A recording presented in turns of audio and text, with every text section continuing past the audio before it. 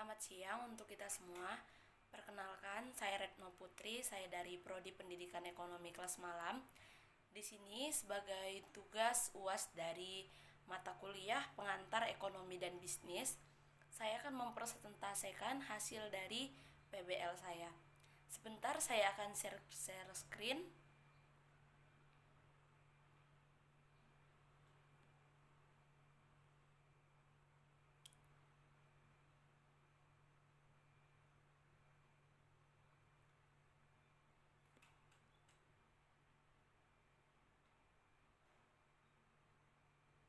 Baik, di sini langsung saya mulai.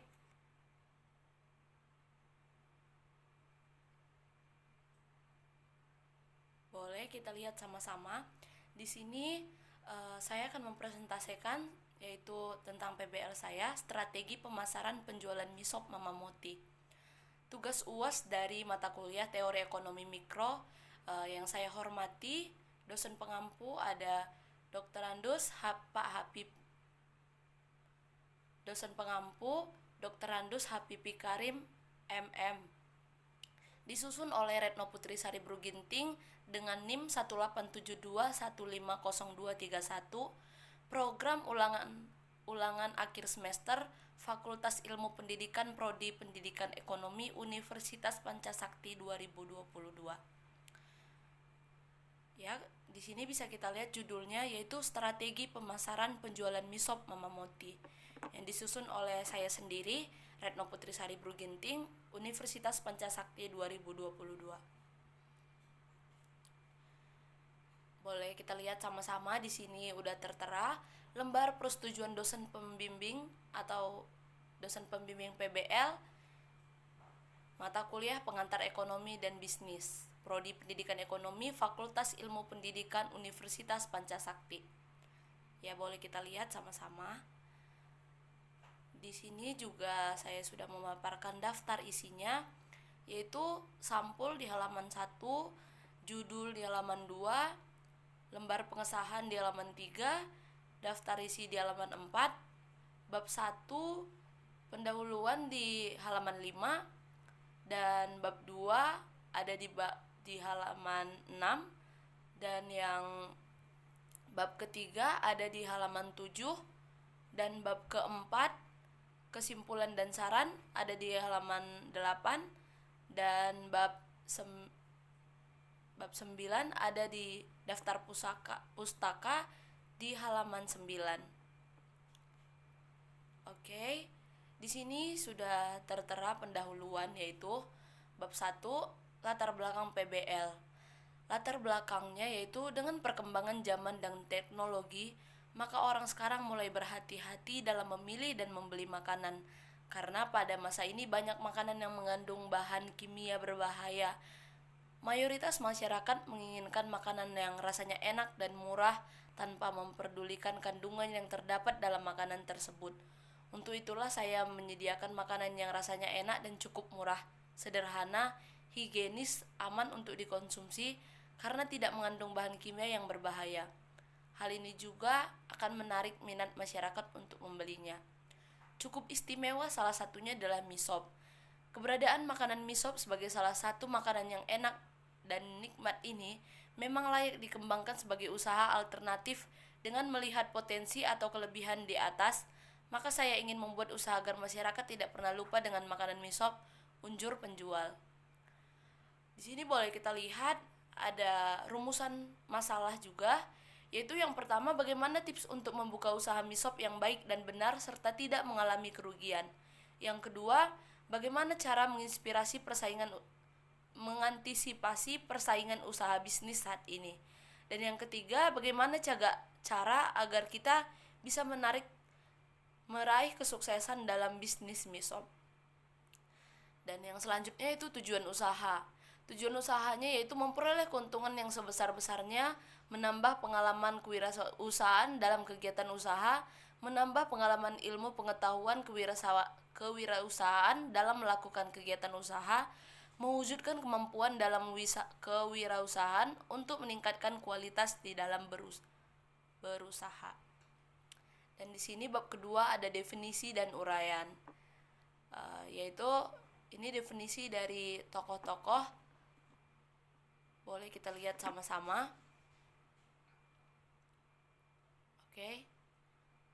Saya rasa cukup jelas. Dan di sini konsep maps lokasi juga sudah tertera. Boleh di searching, ada link yang sudah saya tambahkan. Dan bab yang ketiga yaitu metodologi PBL. Waktu dan tempat pembuatan mie sop dilakukan di tempat di mana penjualan mie sop berlangsung, yaitu di Ruko Roxy, dan proses pembuatan mie sop berlangsung terjadi sejak saat ruko dibuka, yaitu sekitar jam 8 pagi. Alat dan bahannya juga sudah saya tambahkan, yaitu boleh kita lihat sama-sama. Ya, ada wajan, kompor gas, pisau, sendok, garpu, dan bahan-bahannya ada bihun, daging ayam, kerupuk, cabai, bawang, daun bawang, garam, daun salam, jahe, pala, dan kayu manis. Langkah kerjanya juga boleh kita lihat sama-sama. Untuk mempersingkat waktu, saya rasa cukup jelas saya sudah memaparkannya. Di sini untuk bab keempat yaitu pembahasan hasil PBL, yaitu catatan lapangan. Rabu 10 Januari 2021, hasil wawancara UKM atau usaha kecil menengah ke tempat mie sop Mama Moti. Dari hasil wawancara yang kami lakukan di UKM mie sop Mama Moti yang saat ini sedang terkenal oleh para kalangan remaja, anak kecil ataupun orang tua, dan para karyawan-karyawan perusahaan, kami mendapat beberapa info dan jawaban yang sangat membantu saya dan teman-teman saya dalam menyelesaikan tugas PBL ini. Saya mengetahui adanya mie sop Mama Moti ini dari teman saya yang kebetulan sering makan di tempat usaha mie sop ini. Sebelumnya saya dan teman-teman saya datang ke warung mie sop Mama Moti yang berada di Jalan Kasuari, Ruko Roxy, Jababeka 2 pada hari Senin, tanggal 28 Desember 2020, sekitar 13.30. Saya dan teman-teman saya langsung bertemu dengan penjual sekaligus pemilik usaha mie sop. Dalam cara pendekatan dengan penjual atau pemilik mie sop ini, demi kelancaran wawancara saya yang pertama, kami memesan dan membeli mie sop terlebih dahulu ketika penjualnya sedang membuat menu pesanan kami. Di saat itu saya meminta izin kepada pemilik mie sop untuk mewawancarai tentang usaha yang dibuatnya. Tidak sia-sia hasil pendekatan yang kami lakukan sebelumnya membuahkan hasil yang baik. Pemilik warung mie sop itu langsung welcome atau terima izin wawancara dengan baik. Tujuan saya memilih tempat mie sop untuk wawancara UKM ini karena tempat tersebut menurut saya bagus prospek kemajuannya dalam bisnis atau usaha. Dan selain itu semakin lama pelanggan di mie sop ini bahkan semakin banyak karena promosi orang-orang yang membeli mie sop ini mungkin setelah membeli mie sop rasa yang enak dan harganya yang tidak mahal menceritakan ke teman-temannya sehingga menjadi promosi yang sangat bagus untuk mie sop tersebut. Bisa dibilang promosi mie sop ini dari mulut ke mulut. Dan selanjutnya itu dari hasil interview. Di sini juga untuk mempersingkat waktu, saya rasa cukup jelas untuk apa yang saya taruh di PPT ini. Dan di sini juga ada hasil video kita yang saat wawancara dengan si pemilik mie sop. Boleh diklik linknya, di sini juga saya udah taruhkan. Dan analisis data yang selanjutnya itu dari semua sesi yang sudah saya jalani, dari proses wawancara sampai kepada sesi tanya jawab, merasa banyak mendapat ilmu dalam berusaha dari seseorang yang sangat hebat, yaitu pemilik mie sop Mama Moti.